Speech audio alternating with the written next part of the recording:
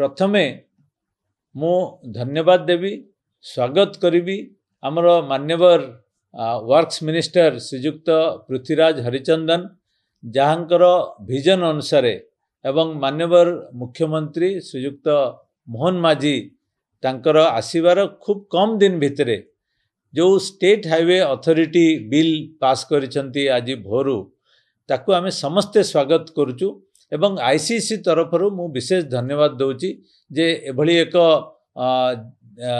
Visionary step नैचंती जोटा कि historical एवं जोटा कि ओडिशा प्रगति रे गोटे बड़ सहयोग देव। आमे जदि देखिबा ओडिशा रो रास्ता एवरेज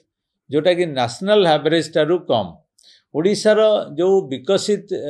ओडिशा हवा पई 2036 रे जो एम्बिशियस प्लान अछि जे 1,80,000 कोटी रो इन्वेस्टमेंट बा ताठर अधिका प्राय 15,000 किलोमीटर रो रास्ता एवं जो वर्तमान हाईवे 6,500 किलोमीटर योजना अछि ताकू सफल रूपायन करिया पई सरकारंकर ए जो योजना जे गोटे सेपरेट अथॉरिटी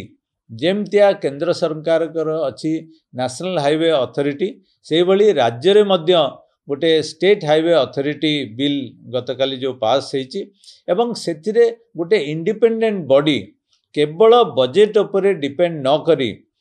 निजर एक्जिस्टिंग रिसोर्सेस को मोनेटाइज करी आहुरी विभिन्न दिगरु पैसा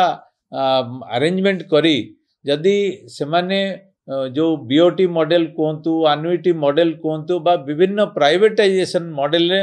बा सरकारंकर निजस्व योजना हिसाब रे जदि एई रास्ता उन्नतिकरण पई एवं तार सफल रूपायन पई जो स्टेट हाईवे अथॉरिटी करिसंती ताको आमे समस्ते हृदय सहकारे स्वागत करूछु। आमे जो देखिबा जे ओडिशार प्रगति पई जो विकसित ओडिशा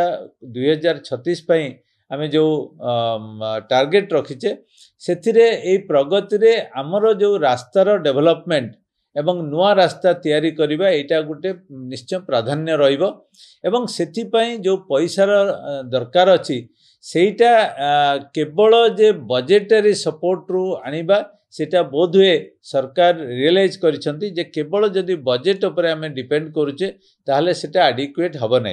एवं हमर अनेक नुआ एवेन्यूज तैयारी करिया पई ए स्टेट हाईवे अथॉरिटी अछि जोटा गोटे इंडिपेंडेंट बॉडी हबो एवं मु चेयरमैन आईसीसी हिसाब रे एवं इंडस्ट्री एसोसिएशन हिसाब रे एई पदक्षेप को स्वागत करूची धन्यवाद दउची नुआ सरकार को आमे आउथरे स्वागत करूचु एवं सबु प्रकार सहयोग देबु जे ओडिशा को विकसित ओडिशा रे परिणत करिया पई विभिन्न योजना जो हाथ को नै जंती ताको आमे पूर्ण समर्थन करूचु।